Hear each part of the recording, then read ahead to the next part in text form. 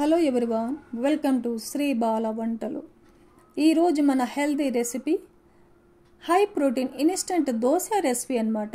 ఈ హెల్తీ దోశ రెసిపీని morning breakfast టైంలో కానీ నైట్ డిన్నర్ టైంలో కూడా తీసుకోవచ్చు. అలాగే దోశకు కాంబినేషన్గా కమ్మనైన చట్నీని కూడా ప్రిపేర్ చేసుకుందాం. మరైతే లేట్ చేయకుండా మనము ప్రాసెస్లోకి వెళ్ళిపోదాం. ఒక బౌల్ పెట్టేసుకొని ఒక హాఫ్ గ్లాస్ రైస్ వేస్తున్నాను. అదే గ్లాస్తో ఒక పావు గ్లాసు మినపగుళ్ళను కూడా వేసేసుకోవాలి. మీరు కావాలంటే ఒక హాఫ్ టేబుల్ స్పూన్ మెంతులను కూడా వేసేసుకోవచ్చండి. శుభ్రంగా కడిగేసుకొని డ్రింకింగ్ వాటర్ వేసి 4 గంటల పాటు నానబెట్టుకోవాలి. అదే గ్లాస్తో ఒక గ్లాసు కాబూలి శనగలను వేసేసుకొని మునిగేంత వరకు వాటర్ వేసి 8 గంటల పాటు నానబెట్టుకోవాలి. 8 గంటల తర్వాత చూసామంటే కాబూలి శనగలు మనకు చాలా బాగా నానిపోయాయి. 4 గంటల తర్వాత చూసామంటే రైస్ మినపగుళ్ళు కూడా చాలా బాగా నానిపోయాయి కదండి. ఇప్పుడు ఈ దోశ రెసిపీకి ఏ ఇంగ్రీడియంట్స్ వాడితే దోశ కమ్మగా టేస్టీగా వస్తుందనేది తెలుసుకుందాం. అంతకంటే ముందుగా దోశకు కమ్మనైన చట్నీని ప్రిపేర్ చేసుకుందాం. ఒక మిక్సీ జార్ పెట్టేసుకొని 1 కప్పు పచ్చి కొబ్బరిని చిన్న చిన్న పీసెస్గా కట్ చేసి వేసేసుకోవాలి. అదే కప్పుకి సగం కప్పు పుట్నాల పప్పును వేసేసుకుందాం. టేస్ట్కి సరిపడా సాల్ట్ను వేసేసుకుందాం. 1 టేబుల్ స్పూన్ కారం పొడిని వేసేసుకొని మూత పెట్టేసి మిక్సీ పట్టేసుకోవాలి. ఒక పెద్ద ఉల్లిపాయని ఇలా పీసెస్గా కట్ చేసి వేసేసుకుందాం. అదే కప్పుతో ఒక హాఫ్ కప్పు పెరుగును వేసేసుకొని ఒక హాఫ్ కప్పు వాటర్ని కూడా వేసేసుకొని మెత్తగా మిక్సీ పట్టేసుకోవాలి. ఇలా మెత్తగా మిక్సీ పట్టేసుకొని ఒక సర్వింగ్ బౌల్లో తీసేసుకుందాం. మీకు చట్నీ ఎంత లూజ్ కావాలనో దానికి తగినట్టుగా వాటర్ని యాడ్ చేసుకోవచ్చు.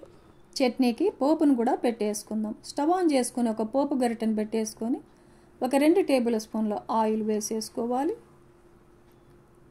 ఆయిల్ హీట్ ఎక్కిన తర్వాత ఒక హాఫ్ టేబుల్ స్పూన్ ఆవాలు, హాఫ్ టేబుల్ స్పూన్ జీలకర్ర, 1 టేబుల్ స్పూన్ శనగబేడలు, 1 టేబుల్ స్పూన్ మినపగుళ్ళను వేసేసుకొని ఒక 2-3 ఎండుమిర్చిని తుంచేసి వేసేసుకోవాలి.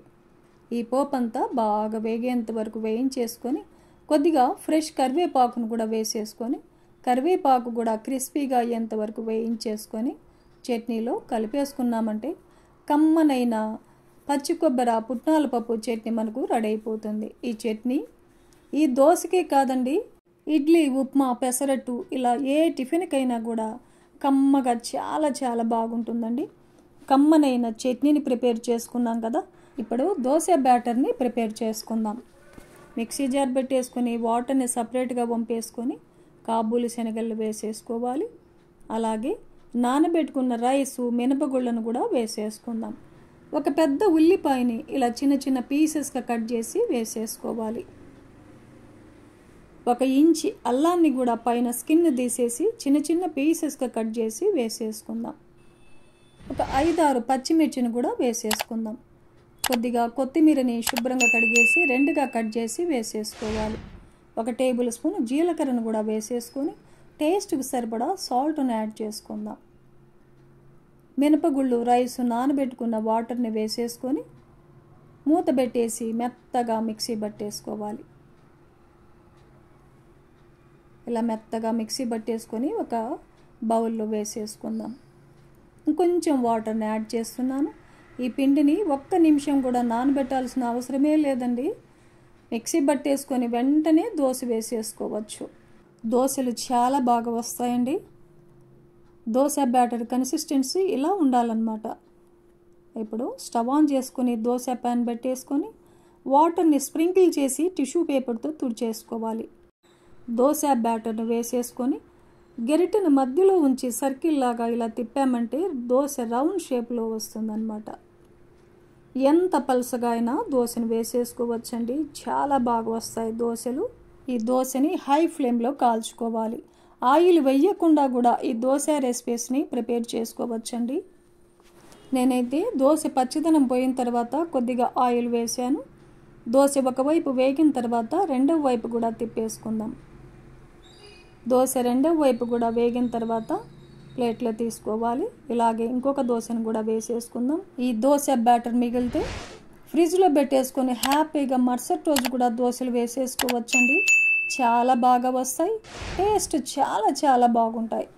కాబూలీ శనగలతో రెసిపీస్ చాలా ఉన్నాయండి మన ఛానల్లో. ఒకసారి చెక్ చేసి మీరు ఇంట్లో ట్రై చేయండి. హెల్త్కు చాలా మంచిది కదా. ఇలాగే మనకు ఎన్ని కావాలంటే అన్ని ఈ కమ్మనైన హెల్దీ దోశ రెసిపీని ప్రిపేర్ చేసుకోవచ్చు. ఈ దోశ రెసిపీని మార్నింగ్ బ్రేక్ఫాస్ట్ టైంలో కానీ నైట్ డిన్నర్ టైంలో కూడా తీసుకోవచ్చు. చూశారు కదండి. ఈ ప్రాసెస్లో ఈ హై ప్రోటీన్ దోశ రెసిపీకి కాంబినేషన్గా పచ్చి కొబ్బరి పుట్నాల పప్పు చట్నీని కూడా ప్రిపేర్ చేసుకొని ఫ్యామిలీతో టేస్ట్ చేయండి. ఈ వీడియో నచ్చితే లైక్ చేయండి, షేర్ చేయండి, సబ్స్క్రైబ్ చేయండి. థ్యాంక్ యూ అండి. Thanks for watching.